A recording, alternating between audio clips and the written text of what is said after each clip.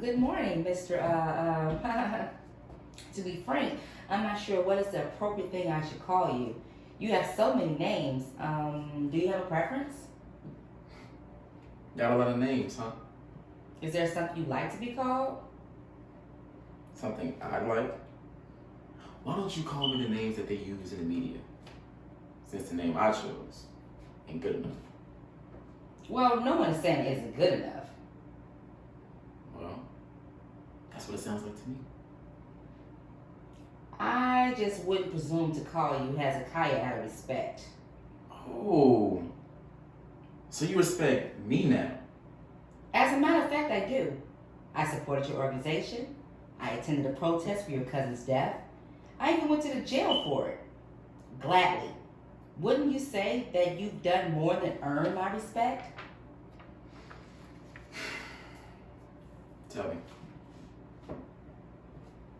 when has your kind ever respected my kind? My kind? The media!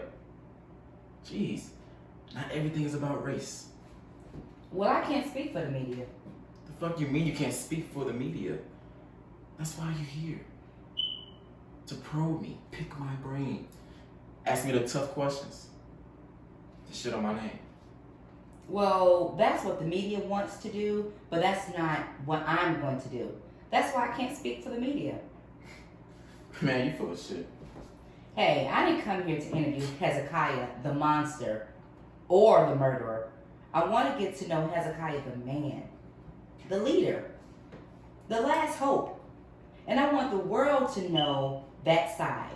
However, if you're going to continue to berate me as if you know me, we can call it quits and you can go back to solitary. I promise you. And the next journalist that send you will only have questions about what happened in that house. They can ask me all the questions they want about what happened in that house. And they will get the same response I'm giving you. I don't fucking know because I wasn't fucking there. Okay. The idea that me or anybody from my organization was capable of carrying a gruesome act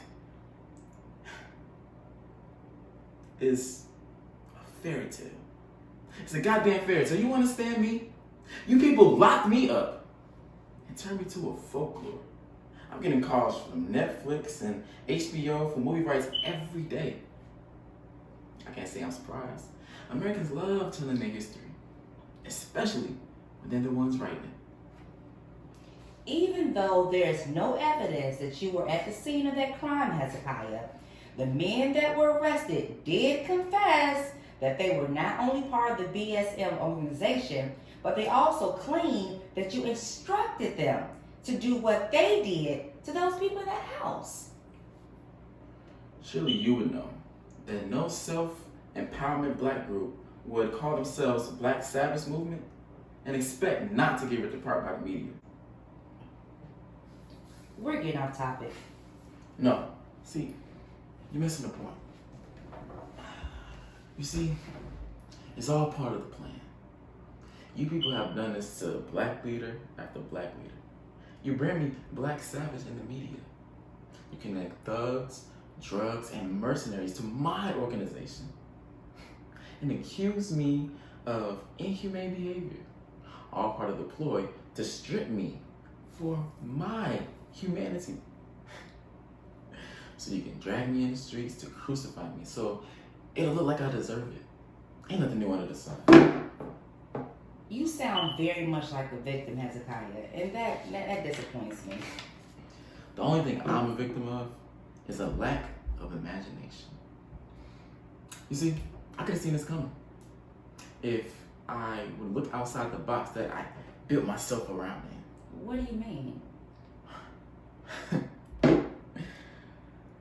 I never thought that they, and I mean it's they, would kill my little cousin and use my grief over his death to justify me for calling a massive hit on a baby shower.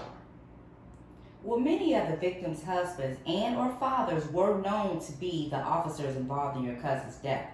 which makes your innocence, in this case, a dubious one at best. Did you know that Malcolm X was not killed by the Muslims seen shooting him? Yes. Good. Do you know who did? No, no one does. Well, let me educate you.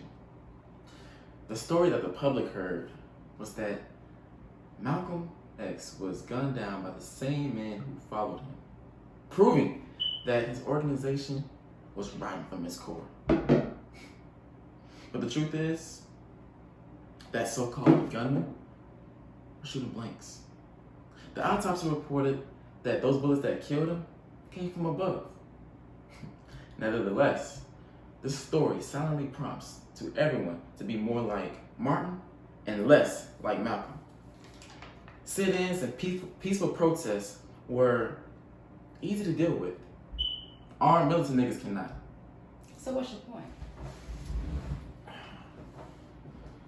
My point is, when the media tells you that a black man who teaches self-preservation, self-defense, and self-love is suddenly being accused of flinging children out of a window in front of their mothers, you might want to ask yourself, what was it about his legacy that they found so threatening?